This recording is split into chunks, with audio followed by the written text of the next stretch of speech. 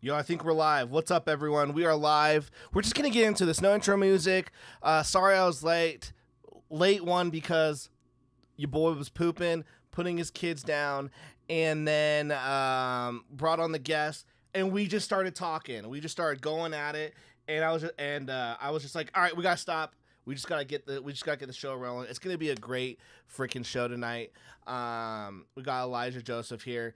We're gonna talk marketing. We're gonna just a little bit that we talked on the off air. I was like, finally, like someone who talks my language, who gets it, makes me feel good. Yeah, quick announcements. Right here behind me is all like 400 packages of My Sexy Witch Academia. So those will be going out to backers either tomorrow or Wednesday. I'll take them to the post office. That's what I did all last week. Very tiring. Sketch better late than never. Yeah. Super Plumber Sisters 4. We are on the final days of the Kickstarter. Link is in the chat. Link is in the description. 352 backers. 3 days to go. We're at $10,602. I'll tell you this, guys. I'm going to let you guys know this. I always want to get my books to at least 11,500. I'll tell you why. Assuming that $500 of pledges don't convert because of payment stuff, that leaves me then with 11,000. And then Kickstarter 10 then takes their 10%.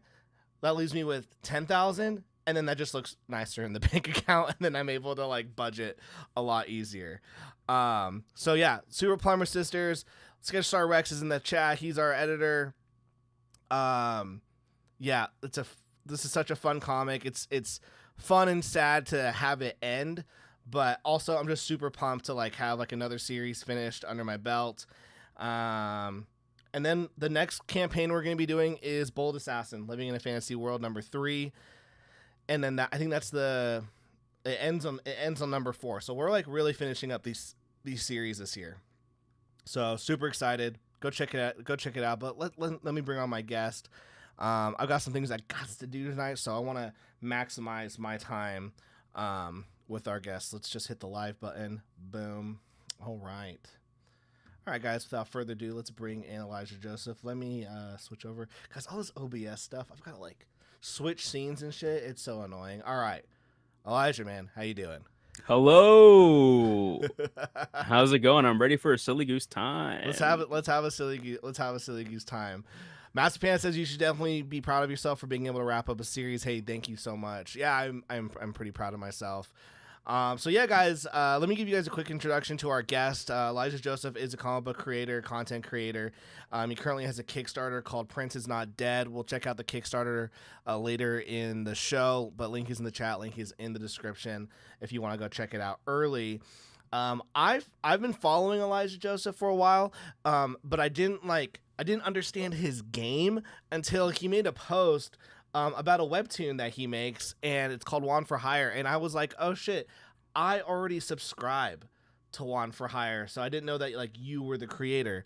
So I really enjoy that webtoon, and what's great about it is that we'll talk about this tonight.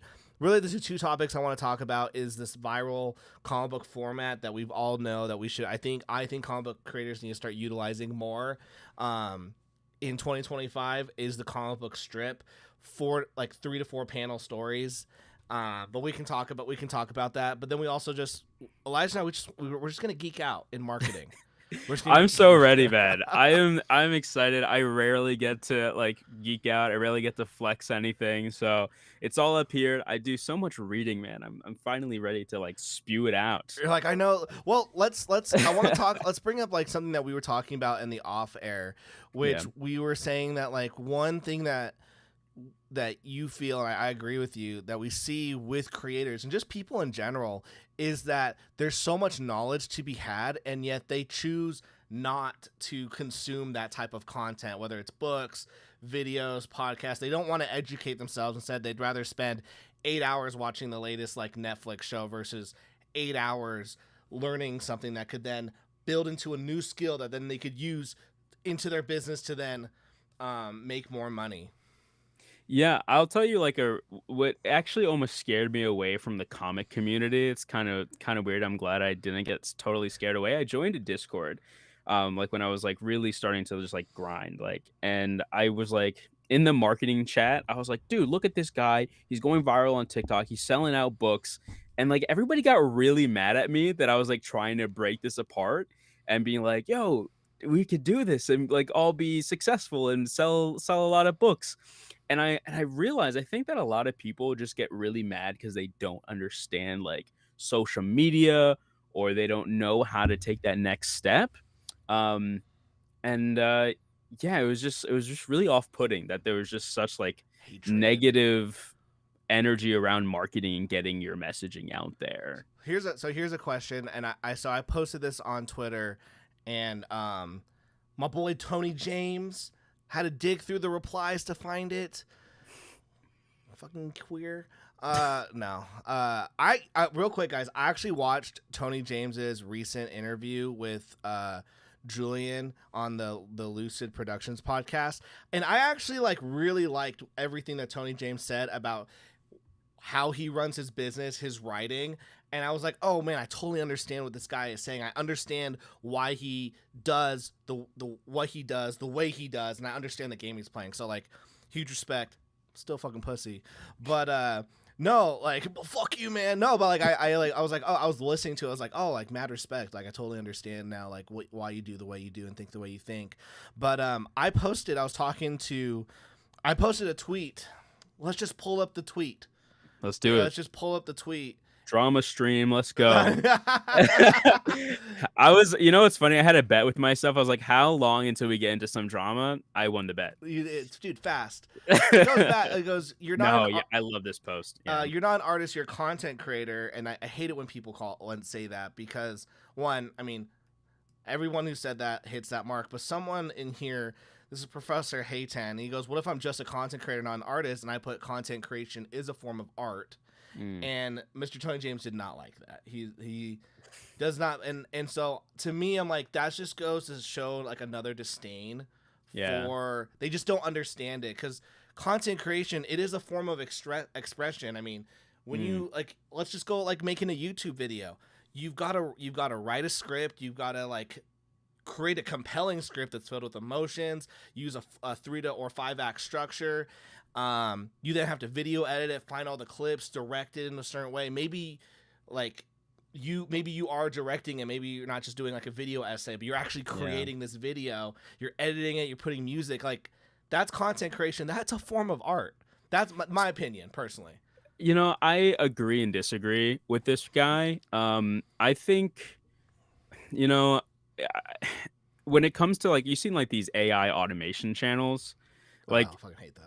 Yeah, so for me, sometimes that's what I think of as content. Like it is purely just to get views and attention, and there's no expression or thought put into it. Because I think we're comic creators and we put actually thought and effort into our stories, and because we have to tell an engaging story.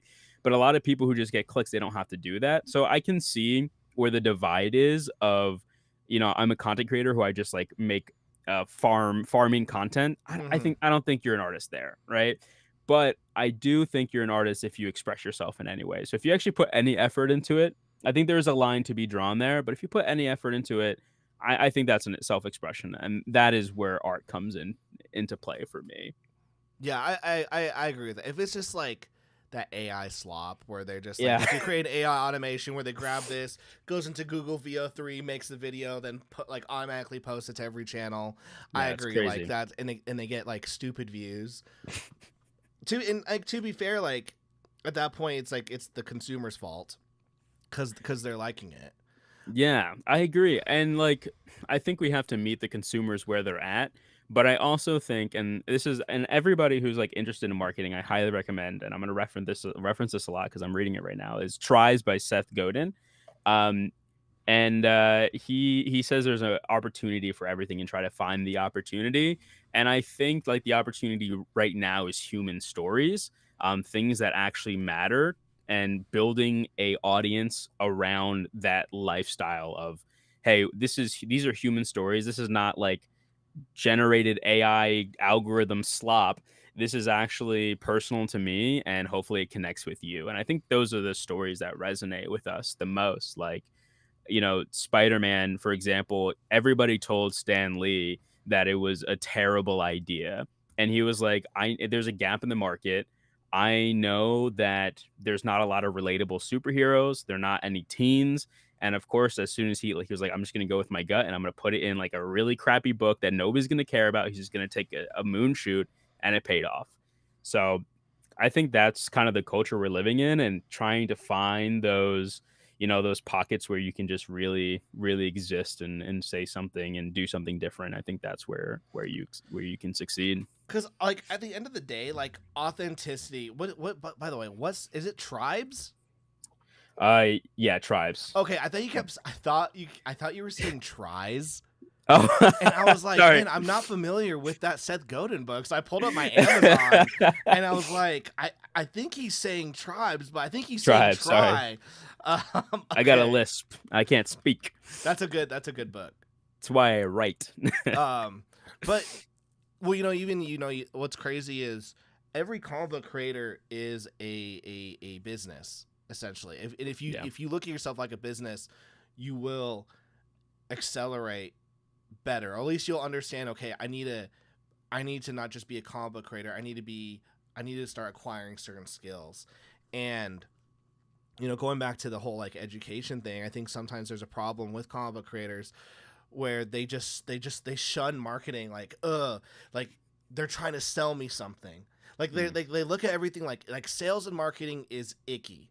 yeah. When in reality, which okay, they think sales and marketing is icky, but they don't like the results of their bad sales and marketing. And I was literally just gonna say that. I was like, my pet peeve is people who are like, I'm an artist. I don't care about the money, but why is nobody buying my book? it's a Like, it's a like right now I'm going through an email marketing issue um with my company. A couple things happened and I'm like just sitting here like watching all these YouTube videos on like how to fix it, and I was like, F this. Like this is taking me so much time to learn and have to figure out. Google, like, go on TikTok. There's this girl I've been following. She's like, how to do all this email stuff. Hit her up. And I'm like, hey, I've got this problem. How much does it cost? $2,000. Here you go. yeah, She spends like 20 minutes and she goes, boom, there you go. Now I don't have to spend 3 days doing it. I dropped $2,000 on it. yeah. But now we don't have problems. And like people, they might think, oh, that girl, she's selling her marketing skills icky. Like, no, she's providing skills and knowledge that you don't have, and you can either take the time to learn it yourself or you can pay to acquire that skill faster. What I always say to those people that say like, I don't want to market or marketing is slimy, is Apple slimy? Is Walmart, Target, Coca-Cola, are they slimy? These are the biggest brands. They market every single day. And I think there's like it needs to be a subtle shift in marketing, because I think everybody's a marketer. Like, if you ever tell anybody about your book, congratulations, you're a marketer. You just did marketing. That's what really marketing is at scale, is just telling everybody about your book and why they should buy into it, why it matters to you. Um, I run meta ads like at least $5 a day. If I'm skipping out on my coffee, I run meta ads, and people just love to be a part of something. It's pretty incredible, honestly. I did not expect to get anywhere near my where I'm at right now, um, through Kickstarter, and it's just been really cool to see just like the people backing it and supporting it. So, and that wouldn't have happened without marketing, without just being open and being like, "This is my story, and I hope you enjoy it." I think a lot of it as well, like when it comes to indie community, like we have to realize that like our books are going to be like slightly more expensive than mainstream. And so you like like let's just say your book's $10. $5 of that they're already expecting to buy from a comic. The other $5 you're adding, and then also shipping could be another $5 to $10. All that extra dollar amount that they're quote unquote currently unwilling to spend, you've got to purchase through your authenticity. Yeah, I look at like some of the books I've done, like my book Super Plumber Sisters, the first one, it did 20 grand, and a lot of people, like some people have like been like, oh, Tyler, like books 2, 2, and 3, and 4, like they fell off from that 20 grand. I'm like, well, technically, like books typically have a spike and then they go down. So I was already expecting that. But two, like a big reason why I think that the first one did 20 grand is when it comes to like the creator is at the same time I launched it, I just got canceled hugely on the internet, and I use that as a hey, like I'm drawing the line in the sand. This is what I believe in. I'm not going to apologize. This is what I truly believe in. If you believe in the thing that I believe in, show me some support by backing this book because, and then you know every good story needs to have an enemy. The enemy is I lost my publishing deal, therefore I have lost money. And if you want to be part of my hero's journey, back my book and you get something out of it. And I think that people don't realize that you just need it's like you are part of you are your own hero in your own journey, and you are trying to you're telling this story live through your marketing. And the interesting thing is also I think you're almost there. I think what it really is helping other people become heroes. Mm. Like they get to be like, I get to save this guy and stand up for something that I believe in. Like it honestly, it's not about us. Nobody gives a shit about us. Like nobody cares. What they care is what we like provide them, right? We provide them with value, whether that's entertainment, some sort of sense of justice, something new, something novel. Like people, it sucks to learn, but nobody cares about who we are. It's like how we can provide them. And I think that's really at the core of marketing today. I mean, we've really changed from like the QVC, hey, I made a book, buy it, to story driven marketing of like, hey, this matters to me. So it should matter to you, or this is how it can improve your life. And I'm telling you how to do that. Yeah, comics is like when it comes to entertainment, it's always an interesting one to like market Yeah. because it's so hard to be like it's really easy for me to like go talk to a company at my job and be like, hey, this is the reason why you want to sign up for my services. This is where you're at right now. By the end of being with me, you're gonna be over here. Whereas with with comics, it's like, hey, so like you had a bad day.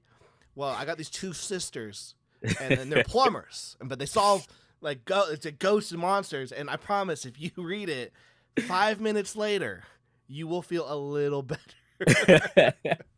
Which is a great way to market. But I also think, thank God for the internet because we can reach more people than ever, right? It used to be really hard in my eyes to market books because we couldn't find like really niche subjects. And I think the really cool thing about like meta ads, for example, is you can kind of target, say, Print is Not Dead is like Twilight Zone, Black Mirror, a little bit of Neo Gaiman, manga inspired Eastern storytelling. So you can kind of like say, hey, this is who my book is for. And it basically Facebook will say, okay, I'm going to show it to these people. And because you can kind of just like find your target audience online, there is such like riches to be had by giving people what they want based on like what you're providing. Like people love Mario Brothers, right? They'll back you. They love adventures. They love manga. There's a lot that people can gravitate towards because what your subject matter is, and everybody can do that no matter what the story is. But people just, it's a lack of information of how to position that for other people, I feel Mm. like. Why do you think it's so hard to get creators to even want to talk about marketing or like listen to any of it? I really think it comes down to just like we're monkey brains of like I don't understand something, so I'm really mad and I don't want to learn about it because not knowing something makes me feel inferior, and therefore people who do it are worse than me. I think that might be Ego. thinking into it too much, but definitely it is ego at the end of the day. Yeah. Yeah, I think something that I learned was like no matter what you have like whenever you want to learn something, you have to be okay with being bad at it for a Absolutely. long time. I think that's the hardest thing about any kind of skill acquisition is if you can't be okay with being bad at something, Mm. then yeah, like right now I've been reading this book about this is so like lame, but psycho cybernetics, and what it is just being able to train your mind on like I am this person. It's almost like Mm, gaslighting yourself, but you're saying like, for I sure. am this person, and because I am this person, I do this, this, this, and it tricks your brain and going like, yeah, you are this person, so we are gonna do this, we are capable of this. Um, I'm gonna join you on the corny train. Sometimes I'll like listen to those like hype videos, like you're the greatest, you rise and oh heck grind. yeah, I just put that in. I'm like, I just need to be in the right mindset sometimes. For me, I think this all stems. So I was a professional magician for a long oh time, shit, and magic is all about putting in the reps and like being as good as you can and just being okay with failing until something looks like magic, right? So it is really about just habit building up like a thick skin, going out there. Like I published my first comic. It was not the best. I got some really bad reviews, but some people really loved it as well, and I was like, okay, I can learn from the negative stuff to improve my future stuff. um, and then also the people who love what I do now, that's my audience, and they'll be really appreciative of what I make next. And also, the good thing is the people who rated it lower, they've already forgotten about me. it's So they'll true. see the next thing and they're like, "Oh, okay, I'll give it another shot." We have Massive Panda in here saying, to be fair, the marketing is never the most romanticized aspect of creativity like the writing and art. So there are Mm. just a lot of people who are going to find it boring despite it being necessary. Ooh. Hot take, bullshit. It Dang. is bullshit. I with respect, peace and love.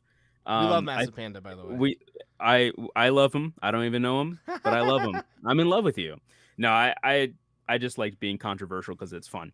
But no, I really do think marketing can be fun. Like if you ever go to a convention and tell people about your book, that's marketing, right? People practice their elevator pitch. People try to do their best to get people interested. For me, and it's obviously some people might not like it, some people might like it, might love it, but I feel like there's an art to pitching and trying to bring people into your world and tell them your story. It's if you love writing stories, you should love marketing. Like that is at the end of the day, that is because it's all a story. It's all telling somebody to buy your shit, but in a convincing way.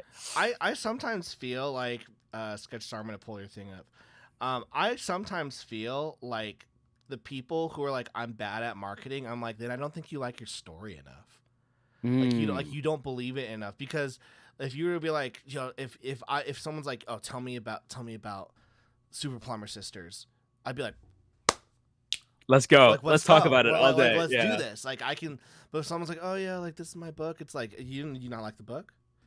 Like, do you not like the book? Yeah, yeah. And sometimes I think that does come across as just like, maybe like, they might feel like some imposter syndrome, which is why Yeah. like I've been really getting into that psycho cybernetics thing. It's like retraining your brain, like, artists, like, what you made is the shit. What you made is the shit. It is the shit. Tell me that it's the shit. And by you being so passionate about how awesome it is, that passion will come onto me and be like, well, fuck, like, that's awesome. I want to Yeah. jump in as well. This is what Sketch Star sent me. Yeah, so Mm.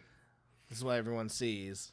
Dude, I've never related to an image so much. Like just like with content creation, so I was like a professional content creator as well. Like the reps you have to put in to make an engaging video is crazy. I have like 1,000, maybe I made like 500 videos before I even got good.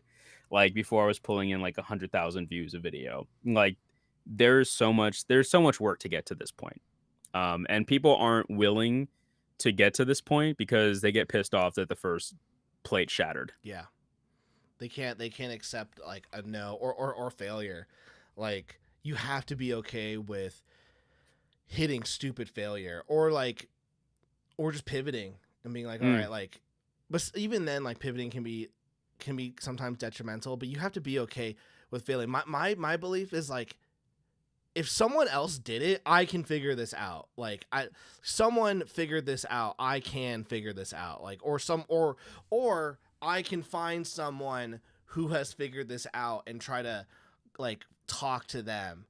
And I went to this company that I work with today, and we were trying to fix something on their website, and got to just sit with the owner, and I was just like, I was like, hey, we're probably gonna be here for 2 years or 2 hours. Do you mind if I just pick your brain about Mm, all the frustrations that I have with your industry, and maybe you can tell me how to solve all these problems? And mm, he just sat down there and like just blew my mind, and a lot of it was just like changing my mindset or how I think. He's like, you're in the right direction, but you're just like this much off. yeah. And but sometimes people are just like they don't want to ask, like they don't want to ask or look up this or look up the information. No, I think, like, something I'm very thankful that my grandma instilled in me was, like, ask and you will not be fed, or don't ask and you won't be fed, Mm. like, the worst thing they can say is, like, "Go fuck yourself and kill yourself," but, like, they can say no, but, I think yeah, I think it is very valid to always go out there. Like, I don't think I would have gotten as far in any of my career if I wasn't, like, openly curious and, reaching above my belt and asking for help. Like, I reached out to you, I reached out to Matt Garvey, and just like a bunch of other people in the industry. And the cool thing is everybody's super chill. Like everybody, I think it's because, and you can correct me if I'm wrong, but you see somebody who might have like a little bit of talent and you see that they're passionate about it and you were there once and you want to help them get a little bit farther.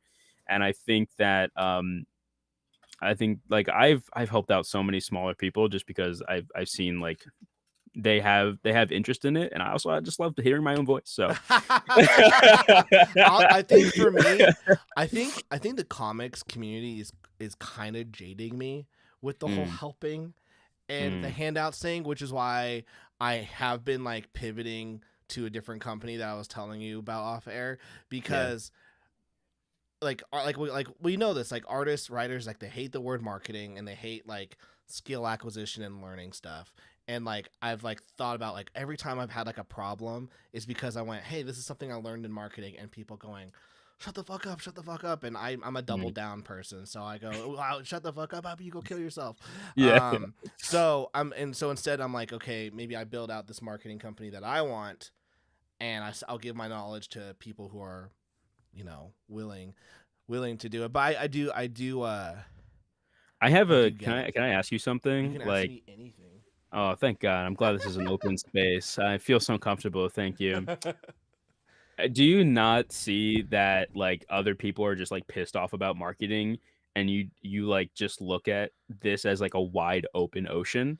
Like for me, that's why I look at comics. Like people aren't marketing. They're not getting books into people's hand. Do you know how many people are willing to buy shit?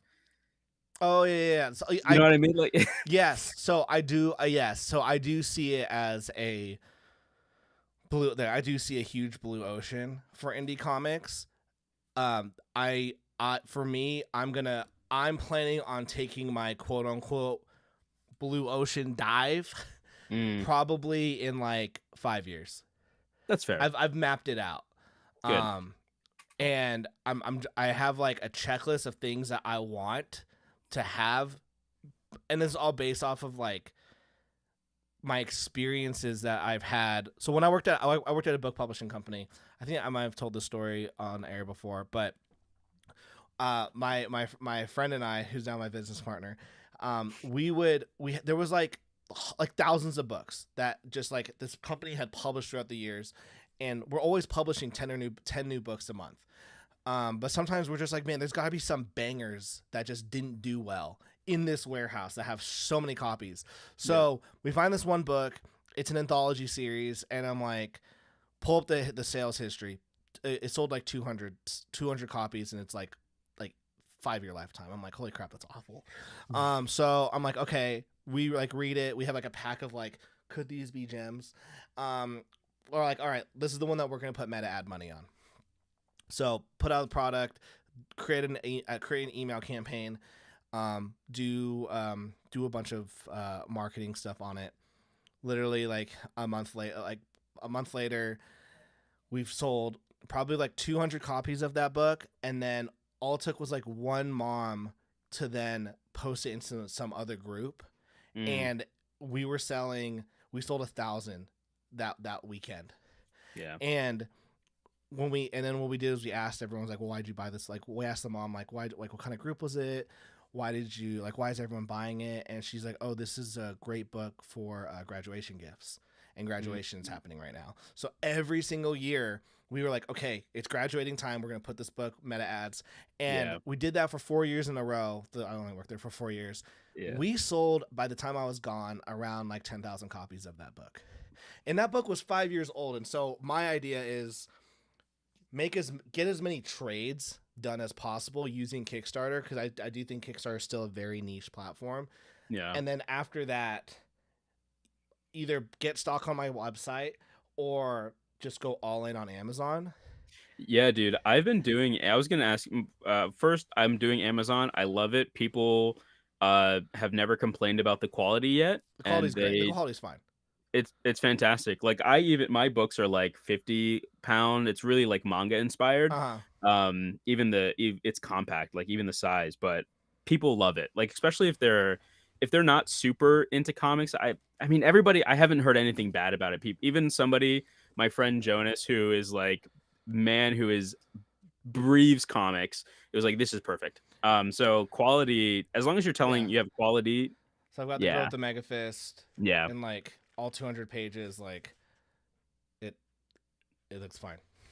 Yeah, it looks awesome. My question to you was going to be, do you do any like meta ad treatment for your trades now, or is that purely like a long-term play? Like, and if not, why not? Yeah, I'll tell you why I don't do any meta ads. It's like the one marketing skill that I cannot grasp. Oh, dude, I got you. Well, like, I think it's not that I can't grasp it per se. Like when my business, I mean, it could also just be lazy. So when I got offered to build out this current company that I'm building out, the investor's like, I want you in there. This is how much money I'll give you. What are your conditions? And I said, my condition is I bring in my friend Clint, because he knows how to do meta ads and I don't. and he's like, what do you mean? I went, well, Clint's been doing meta ads forever, and I've worked with him for the last 5 years, so I haven't had to learn it, and I don't really want to learn it, and he can do it. And so like my thing is, and Clint has done, he did all of our book meta ads at the book publisher. You know, just him alone brought in like 2-3 million a year. I'm surprised. Yo, can I get his number? Because if you're not gonna ask him, I fucking will. I will be like, yo, teach me more than I think that I know, because I don't know shit. I'll tell you. I know enough to tell you that $5 a day is not going to give you any results. I mean, I've generated already like 1,500 off of it from your meta ads, like on your Kickstarter. So there's the majority of your backers then from your meta ads. Yeah, that's wild. Yeah. And there's then what you're doing fine then. Oh yeah, dude, if a company ever told me like $5 a day, I'd be like, yeah, so I'm not. That's only $150 ad budget for that month. That's a really good ROAS. And it definitely pull up the business manager. We need to see the cost per click. I'm just messing with you. Oh, I was gonna hit you up with, I think it's like 20 cents for cost per click. Wow, that's incredible. And maybe it's just been a while. I haven't done book publishing in a while. Like currently my cost per clicks of people that I'm shooting for is like a $100 to $200 with some of them. But I'm dealing with like $50,000, $100,000 patient. Like we're dealing with like freaking impulse buys. So like, exactly. But still, like, okay, all right, but hold the phone, everyone shut up and listen. Like, in what world, if you were to find someone on the street and go, hey, give me $150 and I'll give you $1,500 back, in what world would you ever say no to that? And so like so like, what's the barrier? So then it's like, what's the barrier of like you being able to do that? It's just skill acquisition, which means just taking the time. Like the one scary thing about paid advertising is to learn how to do it, you do have to learn how to lose money. Like that's like the only like biggest con. But like you can lose, like it's worth it to lose $100 in a 1 month span versus not having that at all. And so like 100%. Take the time. I mean, it takes like a day to build out a really good audience, targeted stuff. Then you create your creative, and then after that, give it 3 days, Facebook figures it out. If you're like, we build our campaigns where we always have 3 ad creatives going on at the same time, and then after like a week, we kill out, we keep the best one, kill 2, replace them, and then the winner of each week just to keep staying.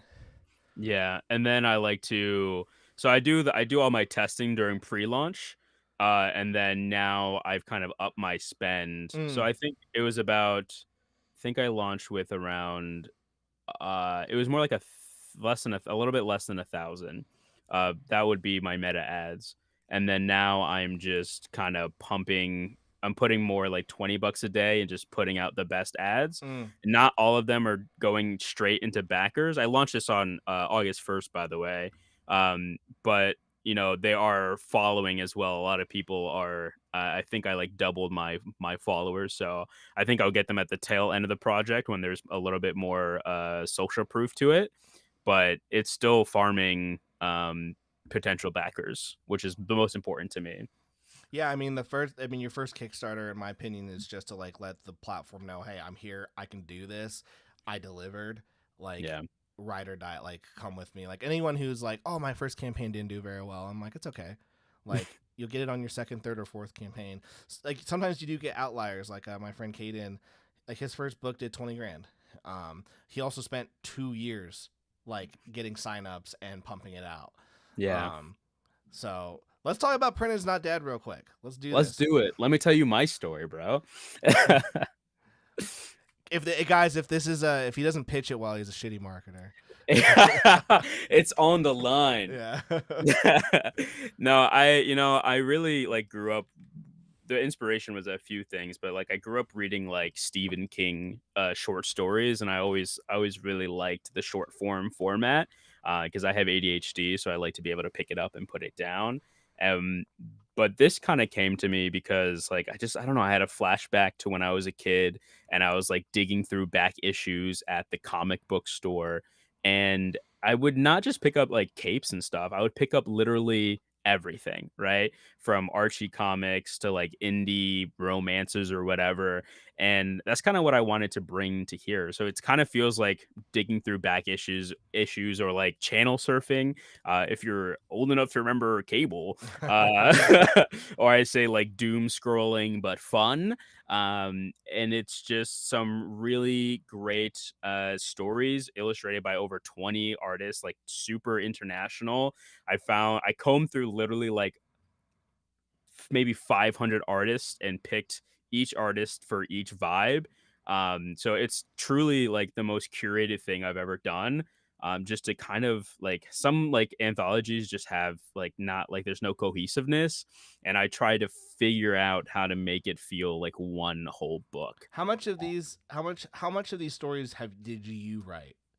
Oh, by the way, I wrote all of them. Okay, I was wondering. It looks like he's the only one who wrote. So you wrote all the stories, but all the artists. Yeah. There's a part of me that wonders if you took out the anthology aspect, if you'd do better. Hmm. Not that you're not doing great. Yeah, because anthology I didn't know if I was to do a comic collection or comic anthology.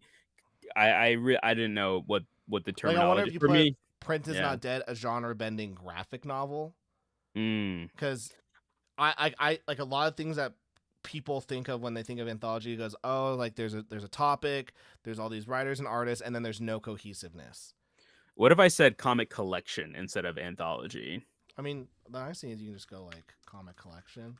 Yeah, because graphic novel is disingenuous, where it's not a um. They have collected comics. comics- I mean, this is just a deluxe hardback. I mean, chat, what do you guys think? Comic collection, graphic novel? Because graphic novel for me implies it's one long story when it's like 5 short stories and then 1 page mini comics in between. That's fair. Yeah. I think it just depends. I think it just I think it just depends on what you feel like. I mean, I personally don't think it'd be a problem saying it's a graphic novel, Mm. because I don't know, like people just know think graphic novel. It's a book with a spine. um, That's fair. I mean, the dictionary definition is just a collection of pieces of writing. So anthology technically fits, but I'm sure graphic novels tend to do yeah, like there theoretically a little bit already better. like Yeah. there's like graphic novels. There's more like people who. So I don't know. Like it could be one of those like because you put graphic novel maybe. Yeah, I don't know. That's like my one thing. I mean, Mm. maybe I like ask my friend Travis Gibb what Travis Gibb has a great like creator Discord um of like really like high end Kickstarter individuals in there. I might have to reach out I to mean, a him. graphic novel collection. I just wonder. I wonder if like, yeah, like to me, it's like just buzzword. Like to me, like Kickstarter, like it's always gonna have like some buzzwords. Yeah, that's fair. Like I started doing them with this here, like a magical NSFW story. Yeah, A sure. sexy action comic. I just stopped doing that because then people are like, "How come the sisters aren't fucking?" And I'm like, "Okay, yeah, Okay, we're well, not doing that. We're not gonna do that again." Oh, okay, great. I did it again. Okay, I kept it on there. Never mind. A sexy fantasy. You know, so I don't know. I think, yeah, I wonder if the anthology thing could trip up potential people, but I don't know. Yeah, I don't know. I do not know. Is anybody in chat saying anything? No, guys, chat. What do you think? Chat, come on. If you were to put, we start talking about marketing, everyone's like, dude, get me the I fuck out of here. Yeah, I don't want to know this. This is why we'll succeed. It is one of those, like, you know, I feel like so many creators, they think in such, like, short term. Like, Yeah. I had a creator and he's just like, Tyler, like, why are you doing this? I'm like, dude, bro, I haven't. I will start in 5 years, and they're like, "What does that mean?" I'm like, I'm just trying to acquire a library right now. Like once I've Mm, got, that's the thing that I learned about that story about the publisher is that it doesn't matter how old the book is, the book can be sold forever. exactly. Yeah. But I just gotta get the book first, and comics take so long to So make. long. So I'm Ugh. like, if I can just get enough books, then I can sell those forever. So I just need to make. I'm currently in the make as many good books as I can, then I can sell them forever. So the cool thing is, doing research on self-publishing, just on the novel side and taking inspiration from that. I think you're already in a good spot to start marketing because the thing that really is a revenue driver is series. Oh Uh, yeah, yeah, yeah. Well, People eat up series, the bro. problem is that like none of my books are series. Isn't Megafist That's the only. and So that's the only. So I'm on Amazon. That's the only one that's like a legit like long series. Um, gotcha? Yeah. and so like I know how to use Amazon. Like what like I just well one this is a laziness problem because the formatting on KDP is hell. Terrifying. It's a hell Terrible. that I don't want to Yeah. experience again because it took me 3 years to like get it right. I now have a template that works, but I'm just like I have to sit here and like do it for like the volumes 2, 3. But like Yeah. the trick, and I don't know if this is what this was work. But this is what I did 3 years ago when I put this up. And we would do this at the publisher is you put up your series and then whatever right before the before number 2 you put number 1 for free, and then digitally everyone buys it goes up in the ranks, and then you put out number 2, and then everyone's like, oh my god, and then everyone gets a notification who downloaded it. Yep. And then when you do, and then couple months, and then when you do number 3, you do the same thing. You do number 1 for free, number 2 maybe for like 99 cents, and then you put on number 3, and you just like keep doing that. Yeah. And so like, but like that's my long term play. That's fair. Yeah, it's know. a 5-year play. It's a 5-year play. It's Yeah. a 5-year play. No, 100%. I mean, same. I have 2 series that I'm working on to turn into long form. Because that's where the money is in long form. And you can have, if people want like quick viralness, do what the theme of today's fucking title, whatever, is like the 4-panel comics. That's like easy way to farm engagement. but it's really hard to turn those people into like true backers, if you're doing the Kickstarter route. Like it's worth it to do things like this.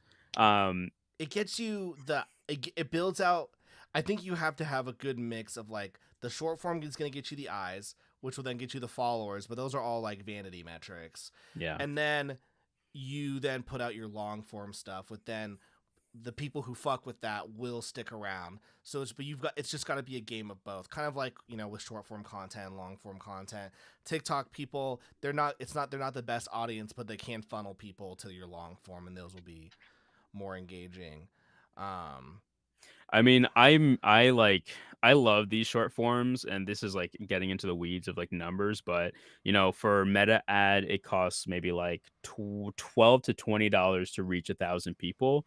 And like just posting my shit on Reddit, because I don't know, I don't understand Twitter. I do better in like a forum uh-huh. setting, but like a lot of my views video my comics have gotten like 100,000, 300,000, even 100,000. I would have to pay about 1,200 in brand like Meta ads to get that much brand recognition.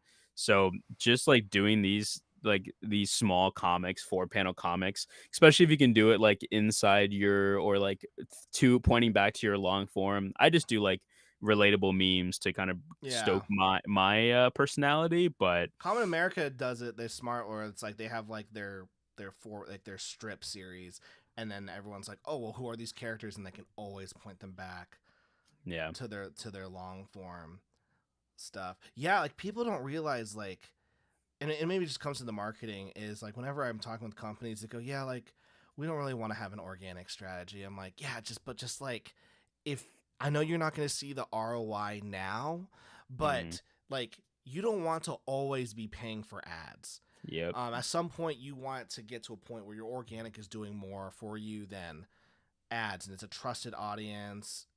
Like they don't But see the fast ROI.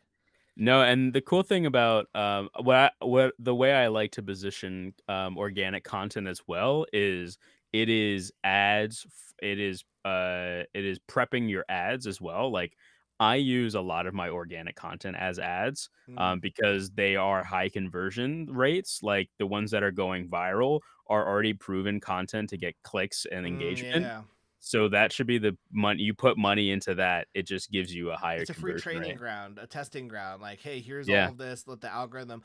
A lot of people blame the algorithms, and Mhm. I'm always like, I think I heard Mr. Beast say this once. He's like, if you change the word algorithm to audience, yeah, it's like it's not. They're like, oh, my algorithm's not pushing out your content. It's like, no, actually, your content is shit, and it's not connecting with anyone. Yep. So you stop blaming the algorithm. It's the algorithm actually wants to push out your shit to people because then they're gonna make more money. So if your shit's bad and they can't push it out, they're not gonna push it out. Well, I will say here's a yes. You should always strive to make good things. That's like the easiest way to get people to go viral is make good things. But making good things is kind of nuance in It's the way nuance. of what you're really trying to do is not necessarily make things good for algorithms, right? How the algorithm works is it pushes the video based on how many people complete it and if it is relevant to an audience. So there's like a lot and shares. Like those are the main three things. Like are people watching it all the way through? Does this topic resonate with an audience that already exists? And are people talking about it? That is how you hack the algorithm. That is all you need to know. So like comic video and then make it interesting and hopefully people share it. Like I'm working on a video right now called like why comics are like 5,000% more expensive. And that is like for me that's an interesting topic because it's clickable. It's like why did comics go from 10 cents to almost $5? And it's actually not inflation. That's not the reason why. So there's like a lot of interest that you can stoke here. So which one of these stories is your favorite, man? All of them. They're all my children. They're all great. I love them.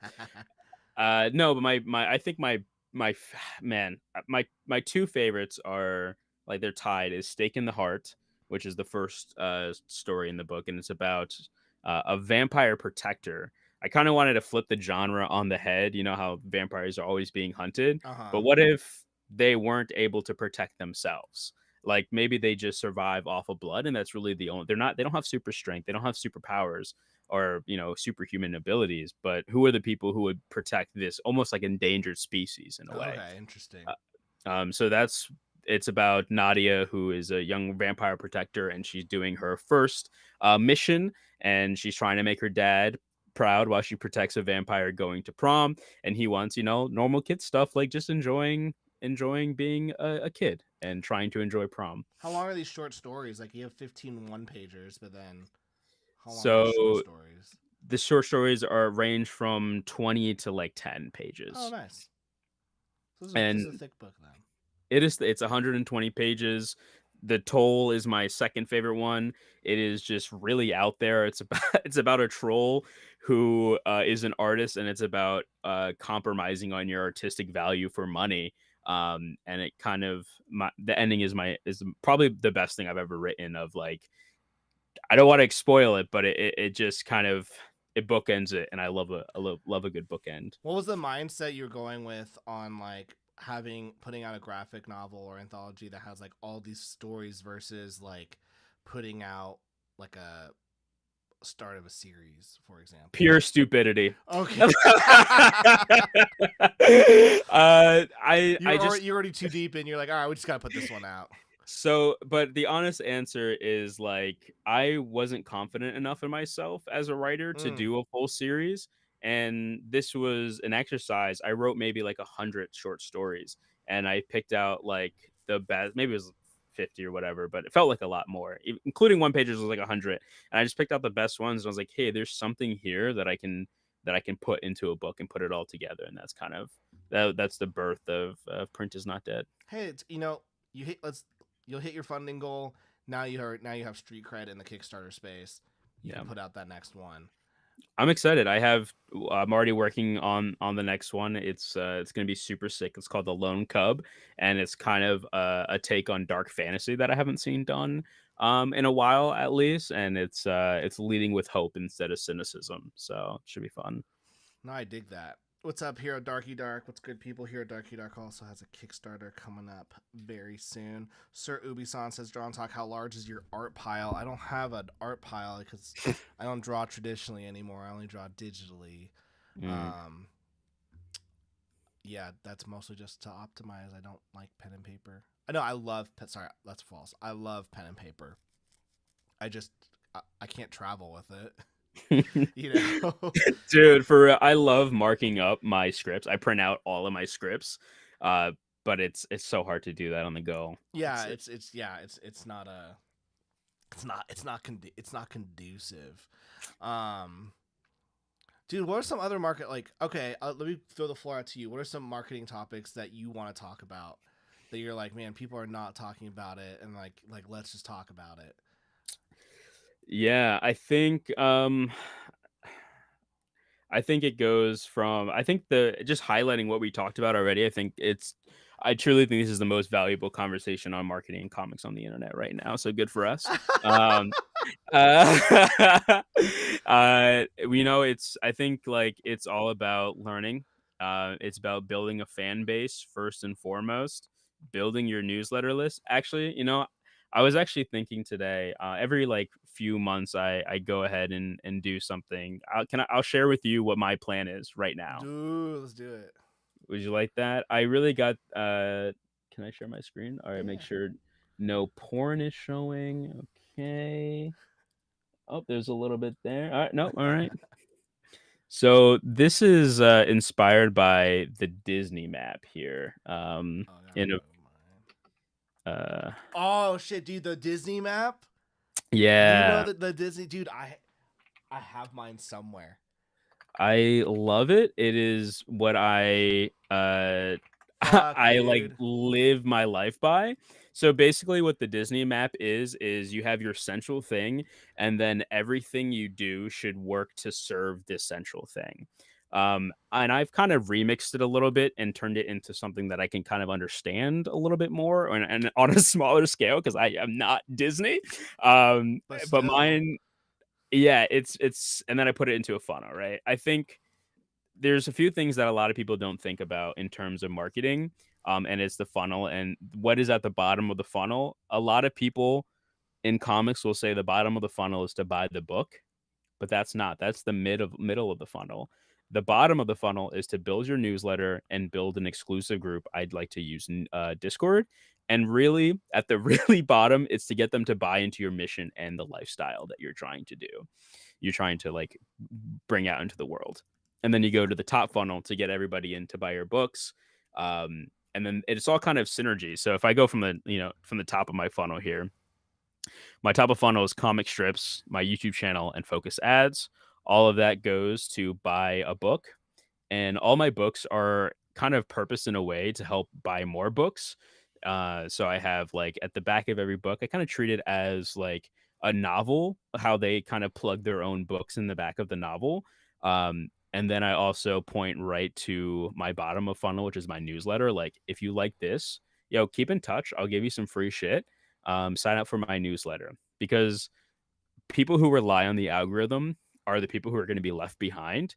And there's no better way to build your own audience than to grow a newsletter, whether that's public or private.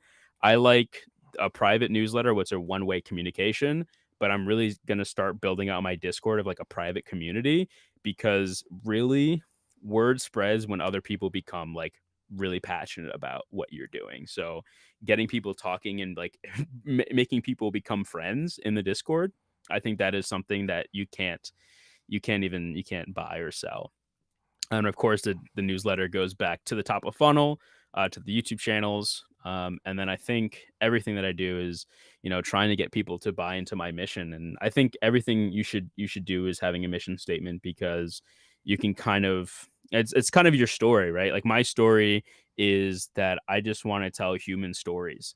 Like we live in an age right now that's heading towards AI generation and computing generation, and algorithms, and trying to serve you something. And I just want to make something that hopefully resonates with you, and it's very deeply human. It's for story lovers. People who love stories will love what I make. It's not about the coolest, the flashiest thing. If you enjoy an arc, if you enjoy characters, if you enjoy like really getting into a world, that's my mission. So why should people, because I'm right now, like, as I'm just scrolling, because I'm like, I want to pull out, no one, I haven't, no one knows, no one ever, no one in the space ever fucking talks about the Disney like map. And it's like, it's one of the greatest things. I'm trying to find mine, because I remember I used to be in like a comic book creator group, and it was like me and Nicholas Mueller, and all we were doing were like, like we're just going back and forth. What are you doing this week? What am I doing this week? mm, And I remember we found the Disney map, and I was like, bro, and it changed how here you go. we did some. It changed how we did so many things from I got it for you right here. I'm looking for my personal one. Oh, I see. Because I printed it out somewhere. I'm like, did I throw it away? Like in my move. But yeah, so like right there, like like in the middle, the most important thing to Walt Disney was the films.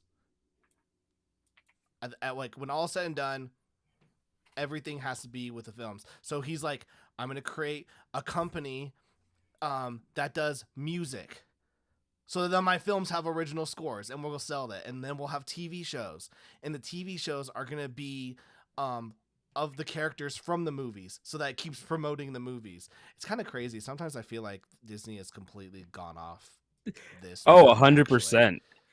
Well, they have and they haven't. They've just got, boiled down with corporate greed and shareholders. yeah, Which, they don't have like a head as much anymore. Everything is so distributed.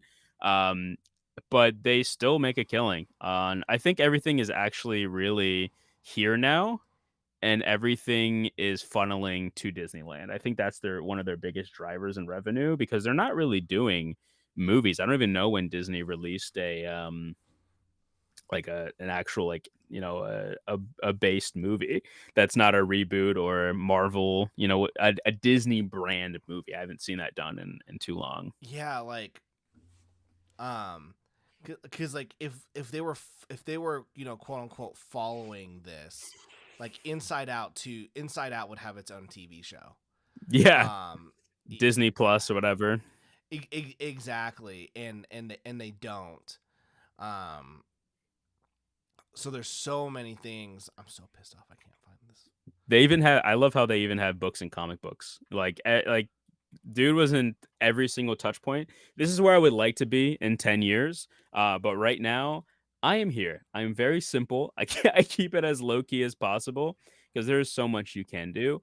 It is just about what is your scope right now? Where is your focus? Where can you put your most amount of energy and effort? And for me, that's, getting people to buy my books and sign up to the newsletter so I can sell them more books and then make good content because I enjoy making content. But I can't find it. It makes me sad and angry. And I probably can't find the file because it's probably on a hard drive that is not plugged in. God damn it. But like yeah, like in the middle of mine. It's actually funny that you bring that up. Once this is done, I'm actually doing something similar to this for like that business I was telling you about.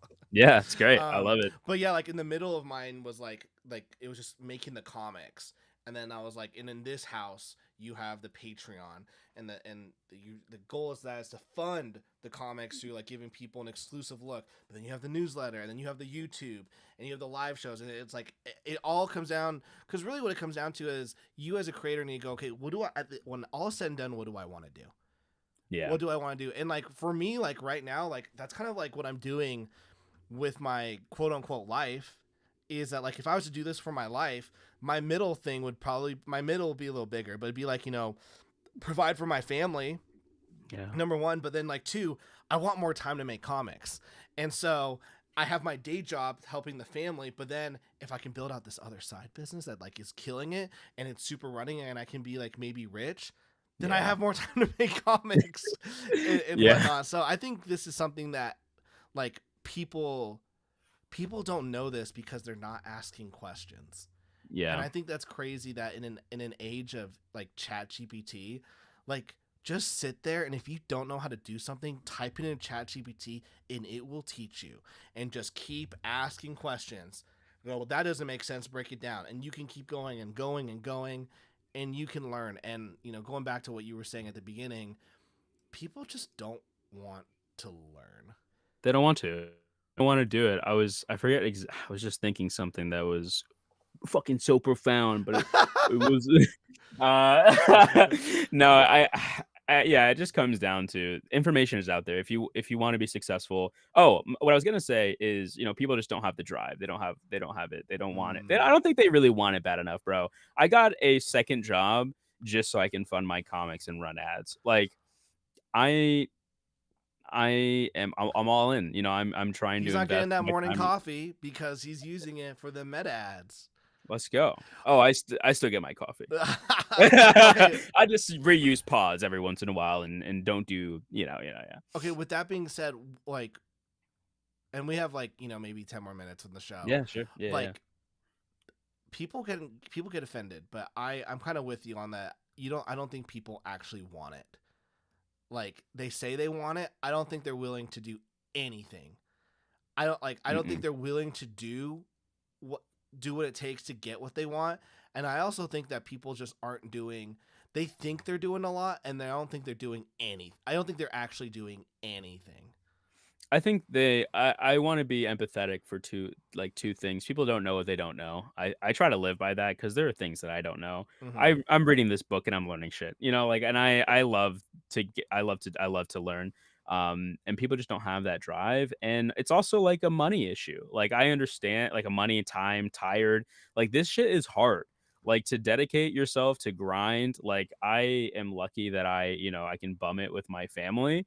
And my situation is just kind of great to stoke in like creative stuff. And I have people who support me. And there's a lot of people who don't have that. And I try to recognize that like I'm in a super grateful position, even though I try to, I play up my ego for, fun's sake, but it is really truly like hard to do any of this. And sometimes you have to sacrifice sleep.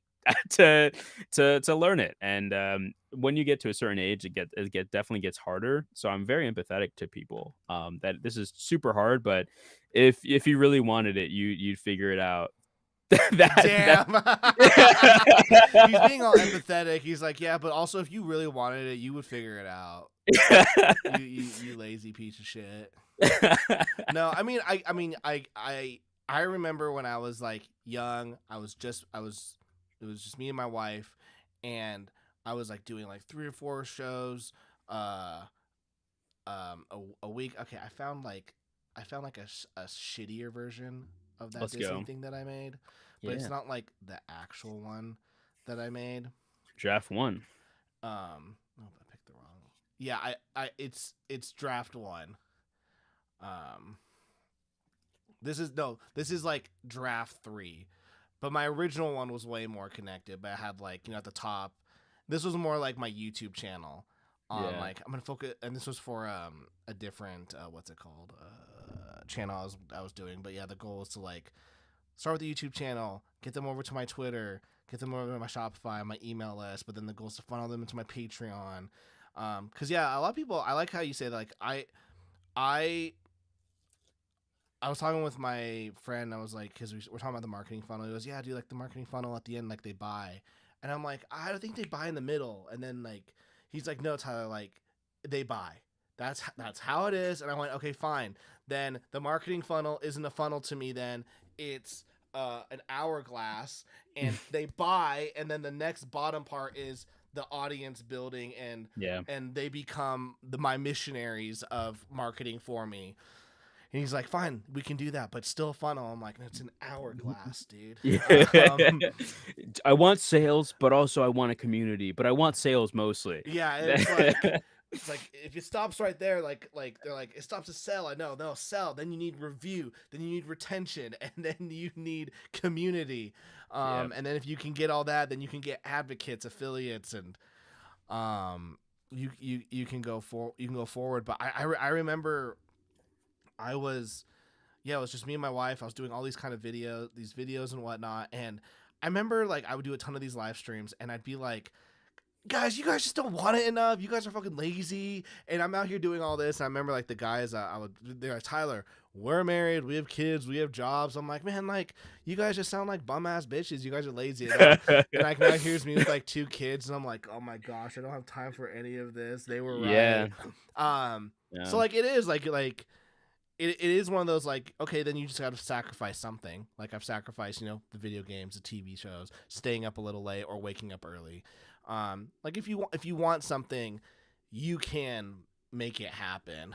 Or and maybe it just means that like you can't have that thing for 5 years because you need to take the next 5 years just getting skills. And Yeah, making money. yeah, making money. And making money, because honestly, none of this works without any money, unfortunately, unless you're like Especially really if you're good. a writer. Well, especially if you're a Yeah. writer. Yeah. I just, I'm screwed. I gotta learn how to draw. I'm absolutely that's screwed. the only reason why I only learned how to draw because I I came into the scene. I was like, I want to write comics. Started like trying to get people to do stuff for free. That didn't go well, and so I was like, okay. I had like some drawing ability, like some I was draw like very crappy cartoons, and Yeah. this guy was like, hey, like I have this comic and it needs a cartoony style. I'll pay you $20 a page. And it was for like pencils, inks, letters, colors. And I went, yeah, absolutely. And so I would do his comic and I would send that money over to an artist. And I was like, okay, like if I can just get I kept doing that. So I kept taking all these shitty gigs so that I Yeah. could pay artists. And it got to the point where I was like, okay, if I can just get better, I can then increase my page rate and then I can get better artists for my books. And if I can get to a point where I get better, then I can just hopefully at the end of the day draw my own books. Yeah. I want to just quickly circle back to like why all of our favorite people were like all of our favorite writers, they all had like backings of like Marvel, DC, independents. Like it's really hard to do self-publishing. It's kind of like the at the end of the day.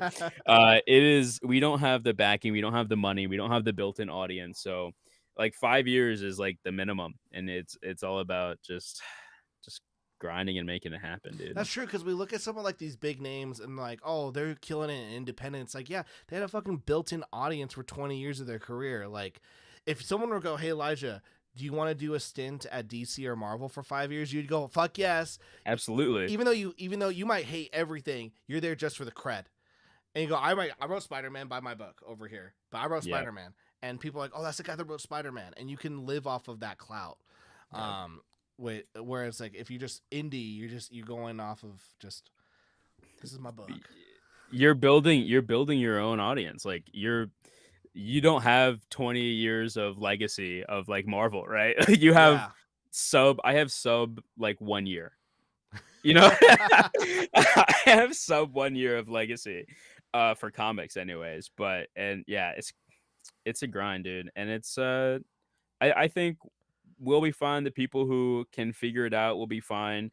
I feel bad for people who want to do it but don't have the time, but I don't feel bad for the people who will get angry about like making art and not making money, or not learning about marketing and not learning money, getting money.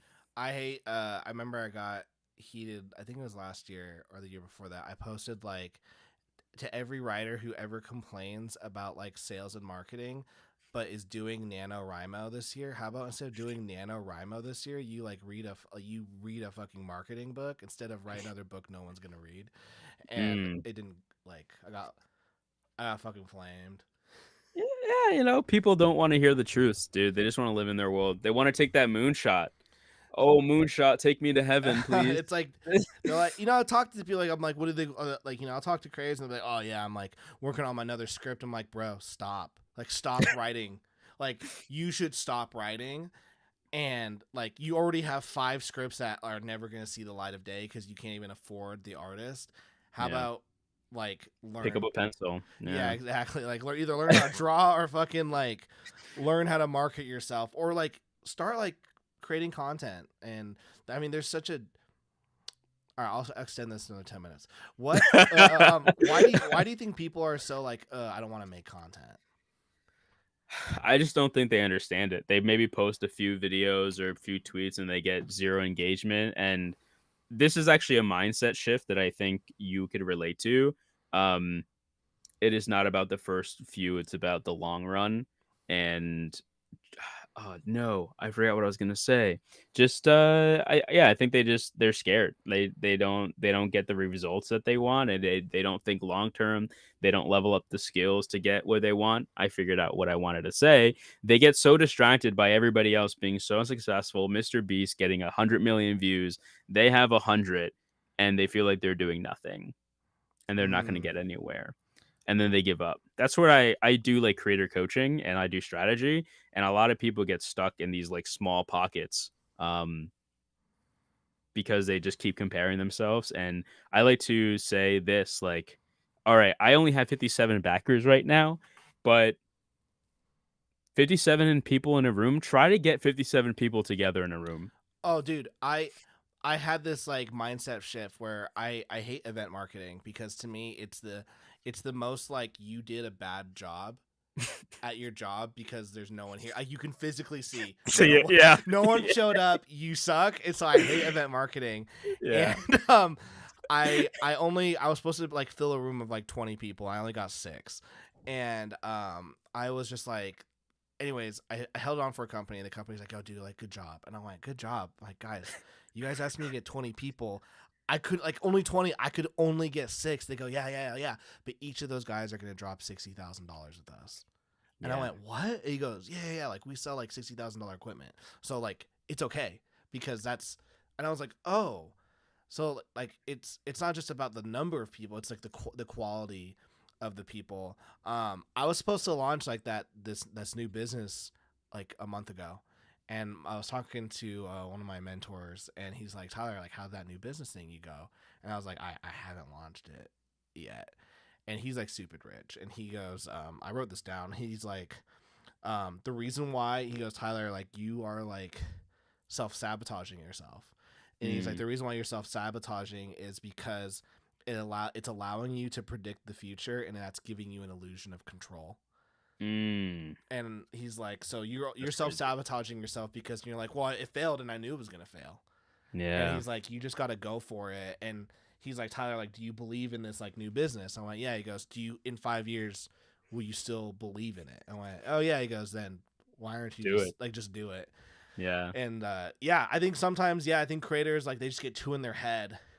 I know I do. Like I know I do. I I did mean, too. yeah, we Yeah. do. Like and like I think the biggest you just gotta do it. And like I was telling Chris Moses on like 2 streams ago, like I haven't posted like short form talking content or like even talking head content in probably 3 years, and I'm like I've lost that skill.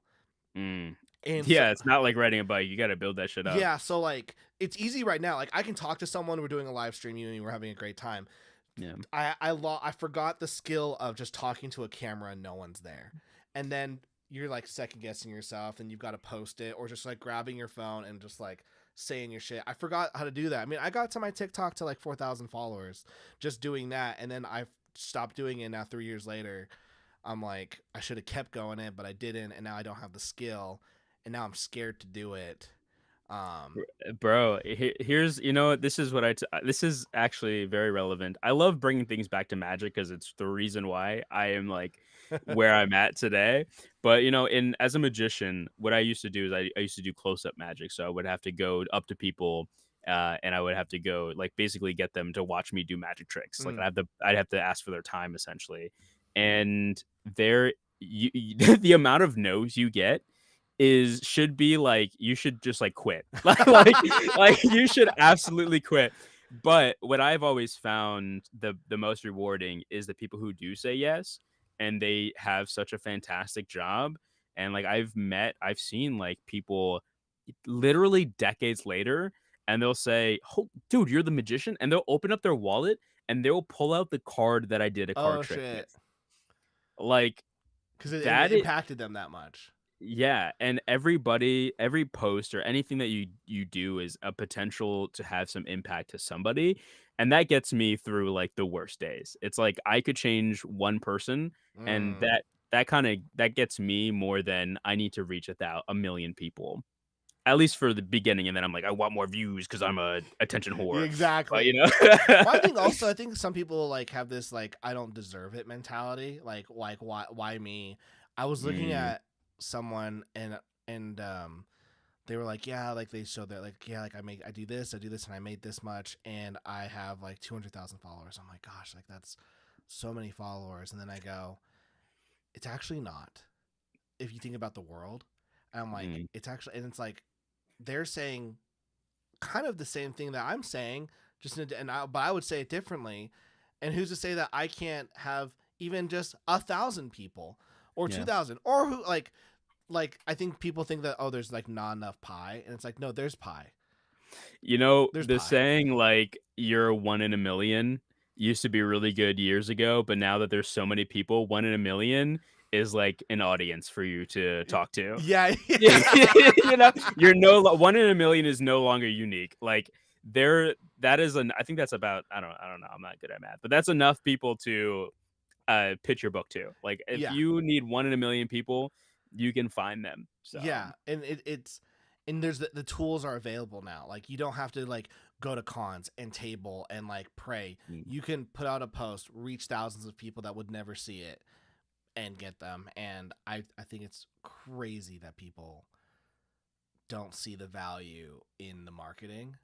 yeah, I'm doing my first con this weekend, so I'm really excited about that. I do think there's merit in going out into the real world and talking and connecting with people and, Oh yeah. You should bringing 100% do experience. cons. Like if you have the opportunity to, Yeah, like I think it only like levels up your ability on the internet. yeah. And then also just like the networking and meeting people, like there's nothing like it. Like I love going to cons. I've I've only done one in like the last like 3 or 4, one in the last like 7 years. Oh, wow. I did something with like Tim Lim and Mark Pellegrini, this year in Texas. The AP birthday bash, which I don't know if that you can really count that as a con, but like when I was single, I used to do like lots of cons, and they were so much fun. Yeah, I think it's a part of my marketing strategy, and also I just love meeting and talking to new people. I learn so much from other people. I I'm gonna put you on blast real quick. I see that you haven't backed Print is Not Dead yet. What has been keep as a market, this is market research. Why haven't you hit the back button, the back project yet? I'll be honest, I haven't looked at it. I haven't looked at it till the stream. Like I'll be honest, I haven't even backed That's crazy. That's hilarious. what book is like on my list to like back, and I like Cthulhu, yeah, this one, like I've been in like multiple of these, like it's like one of my good friends, and like I see him post, I'm like, yeah, I might back it. I don't know when. And he even asked me, he's like, yo, Tyler, he's like, hey dude, like you need to get on the next one. I'm like, I will. I don't know if I'm back this. Yeah, I'll be honest, I just haven't looked at it. I just haven't looked at it. Dude, that's fair. It was It's half shit. a That's half why a, it's it's shit. It's garbage. everyone knows me as like the digital first guy, so if I buy this Print is Not Dead, it's off brand. It looks really bad on me. It looks really bad on me. It's okay. I put a digital edition. Okay, I'll be honest actually. So just for the losers, who don't believe in which is actually crazy. 90% of people have gotten the physical edition. Well, let's see. Let me look at your rewards and I'll tell you why. Probably because it's cheaper. I did like an upsell of like it's only 18 more. Yeah, like it's shipping. $6. Yeah, so like really it's like I pay $10 to get it. Also, I mean, book Print is Not Dead. I should probably get it print, Yeah, it's ironic, and it's kind of that might be why people aren't getting the digital editions, because the book is called Print is Not Dead. So I'll actually tell you one I just haven't yet, and I didn't look at it, but I'll tell you this, another reason was actually the anthology stigma. Because like I'm just not the biggest, like I look at anthologies and go like that was cool. Like if I'm a part of an anthology, I'll like go like, yeah, I got an anthology. But if someone's like, yo, I'm in this anthology, I'm like, yeah, so I don't know like any of these. Like I assumed that it had like multiple writers and artist teams. Yeah, and so that's fair. And so that was one reason why I was just like, oh, like that's cool. Yeah, no, dude, that's very fair. Do you think? Okay, so if I changed it to, because the tag right there is a collection of comics by me, right? Like underneath this, right? Print is Not Dead. No, down. It's kind of hidden. If you go up, sorry, right on the video, the under Dead. I didn't even fucking see that. Yeah, so that's where I feel like it's a collection of comics anyway. So comic collection maybe might be, I could A/B test it. Who gives a shit? Like nobody's gonna really care at the end of the day. Yeah, like to me, I just saw, yeah, I saw like anthology and I went, because I typically like the only anthology I'll typically back is that Cthulhu one, and it's only because I've been in the previous 4.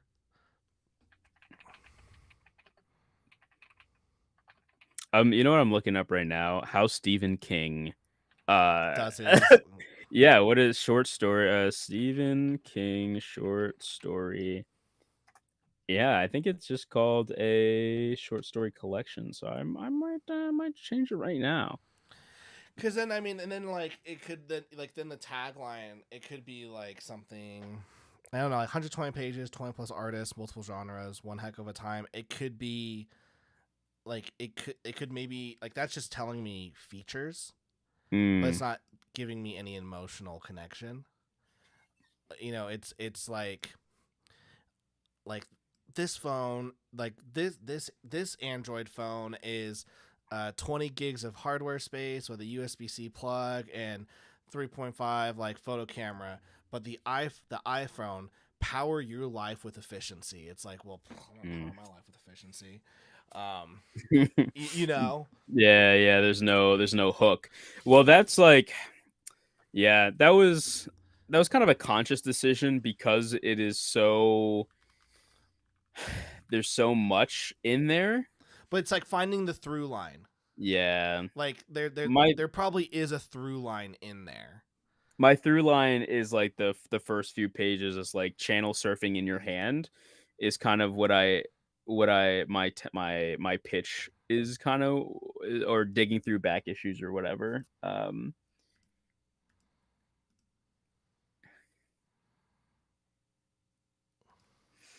print is dead. Oh, freaking pull up. Hold on, let me No, print is not dead. It's print is not not dead. dead.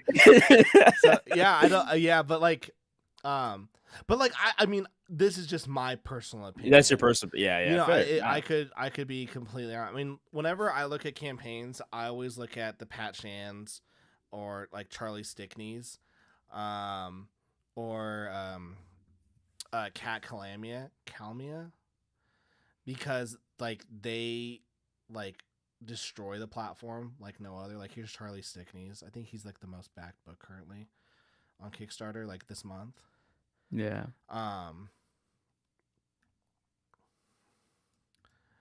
One thing that is hard with this one, like for me, like It's already successful too. yeah, but I have like White Ash and Galarian return with 4 new stories set in the White Ash universe. Like for me, Why do I care? Why do I care? Because I haven't read them. Yeah. But like this is clearly like, you know, for his like hardcore fans.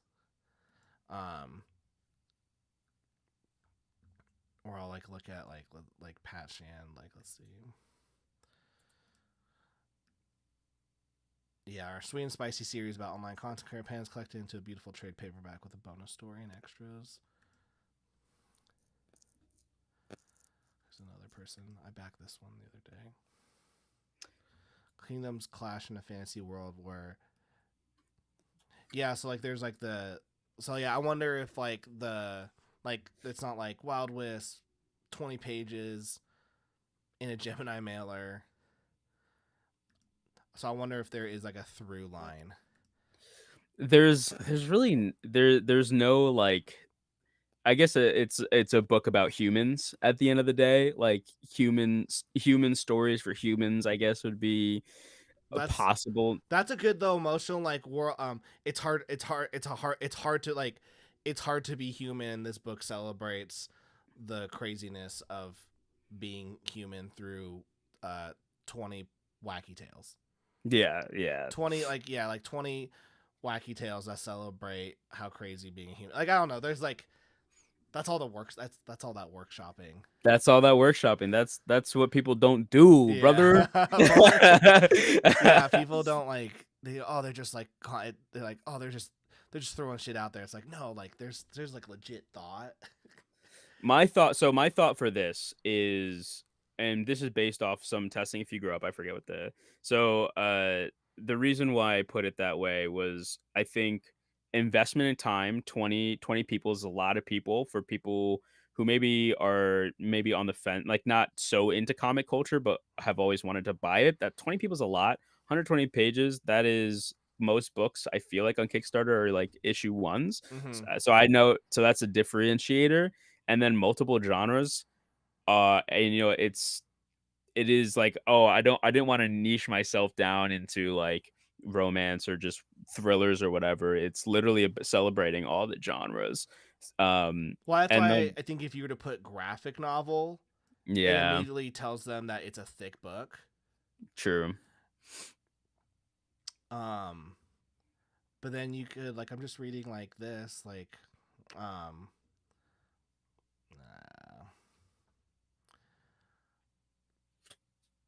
like you had some like there's like emotional essences in here, but you said it all. I think actually you were talking about it, but I think yeah, that's what I would do. I would see. Yeah, I don't know how many, but the thing is like I don't know. This might be. I think this might be the kicker, sure.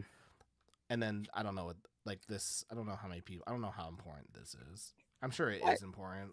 I have no idea. I don't know what I'm doing. Have It's working. Have you thought about It's switching out working the so far. thumbnail? The top one. Yeah. Yeah, I was thinking about doing what my best ad was performing as. Oh, fair.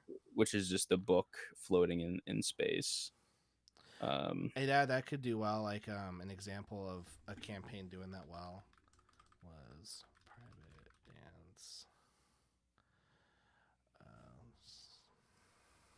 Sorry, everybody who's watching this is completely boring now.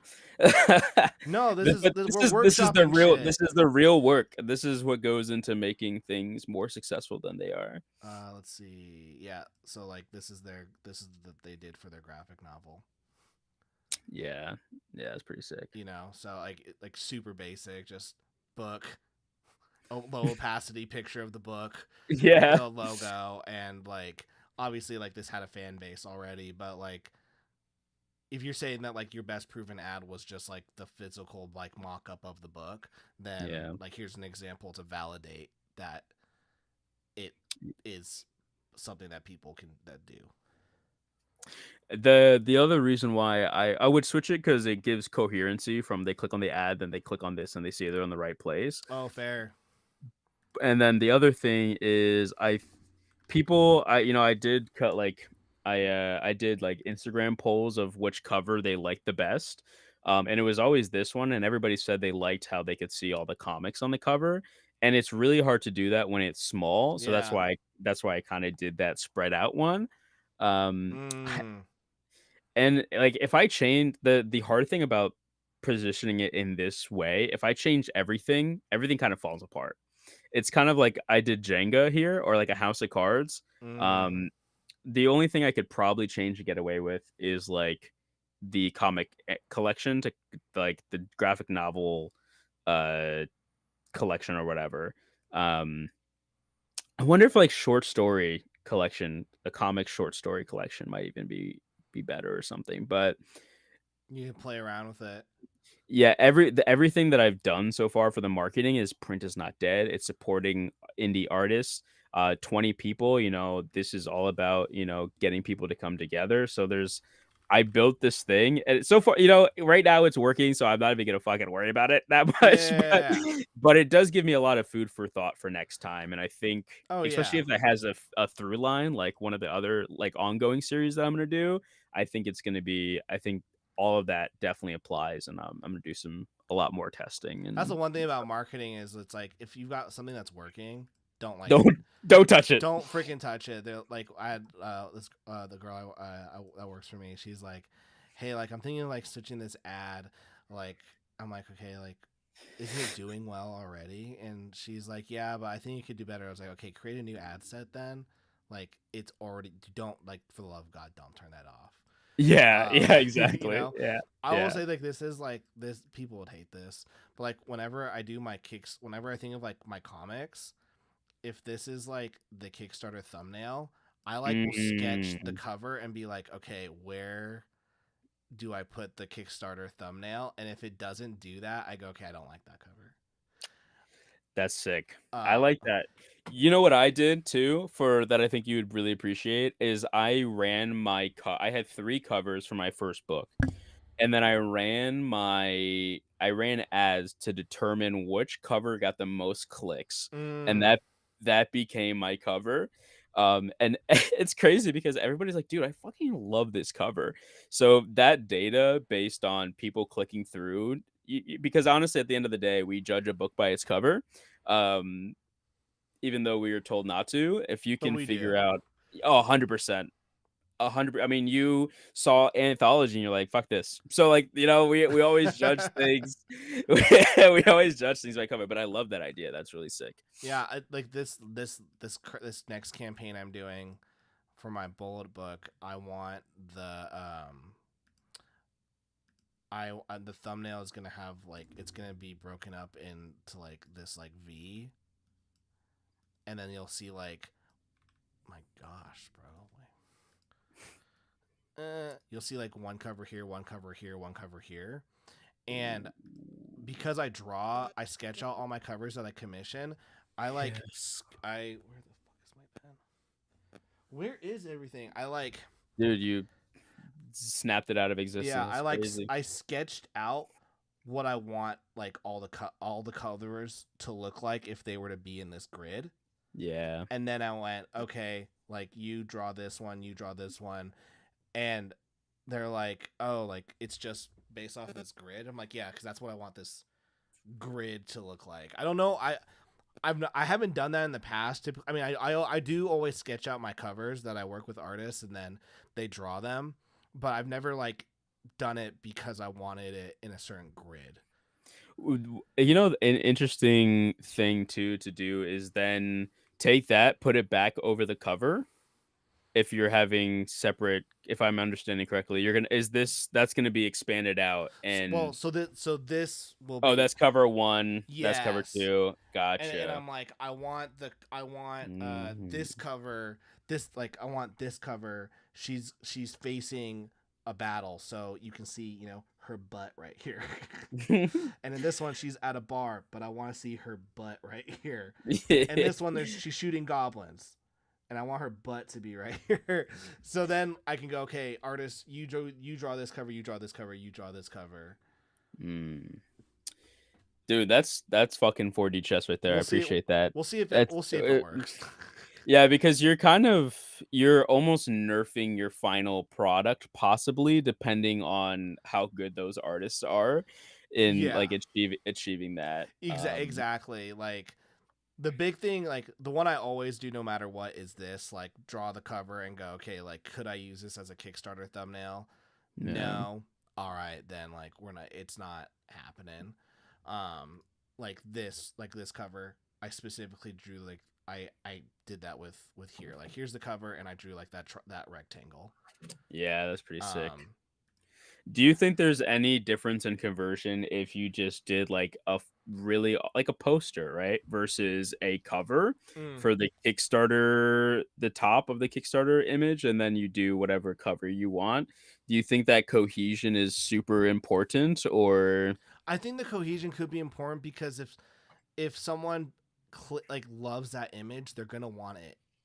on a book? They're gonna want Yeah, like if they like the thumbnail, they're gonna want the book. I true. feel, and if Based. anything, they might be disappointed. Like, yo, how do I get that? Like where is I this? want it. Yeah, Yeah, where is yeah. this image? Like, is it gonna be a print? Is it a card? And if they're like, it's nothing, they might be like, okay, so I'm angry now. No, no, that's very fair. Yeah. But I don't know. People are like, oh, they're talking about conversions. I Where's the art and story? Where's the writing? There's an art and yo, we're honing in our art of conversion right now. This is artistry, right? I truly believe it's like artistry science. Science for me is artistry, but just with back data. Uh, but yeah, it's all They about think it's figuring out emotional. what. People think it's emotionless. It's like no, we're actually like when you write a story, you're like, I want to create this emotion, Yeah, and like I feel like with marketing, it's the same thing. Like when you're doing a video, if you put on like an intense music, like you're building up this emotion, you're setting the scene, and yeah. the goal then is to get a reaction to the viewer, and that's art. People No, people exactly. get mad Sorry, at I me. was looking at this cover. I really want one. I need 1 through 4. All the chapters right now, please. All the chapters, all the chapters right now. All of them. Well, dude, thanks for coming on the show. We Thank talk. you I for did. having me. Everyone. You know what? If you're Everybody's still asleep watching right this, now. everyone's like, if you stayed to the end and you watch this, I hope that you got like so much value. I know I got lots of value. I learned a lot. Me too. And I think just like my my very first thing that I'm doing with this new business, it's called. I'll tell everyone on the stream. It's called 9 to 5 Heist, and it's I'm building it like the home base is a newsletter. I want people to just like it's a newsletter, and the first thing you get when you sign up for free is a 7-day project, and the goal is to be like, hey, this is a marketing project. You don't know how to do it. You probably don't want to do it, but if you can do it, the 7-day project, I know you can do more things. And I think just creators, if you just sit down and just go, this is going to suck, but if I sit down and learn this new thing, it'll be better. I think we'd have a stronger indie community. We'd have more people who are wanting to back books because everyone's bringing in everyone. Yep. And then it's just going to be a silly goose time, but instead we're all just fighting each other and calling people bitches, and I'm calling people bitches all the time. Tyler, you're a bitch. All right, clip it. Go viral on Twitter. Oh, he called me a bitch.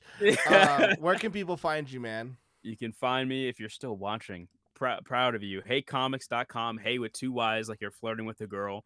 or trying to get somebody's attention. Or printisnotdead.art to get to this wonderful book. I'm going to change it to comic collection because Tyler, the marketing guru No. god, says anthologies Watch for you little... start losing backers. I lose. No, Or it ask goes other up. people what their thoughts are before you change it. Ask other creators or something.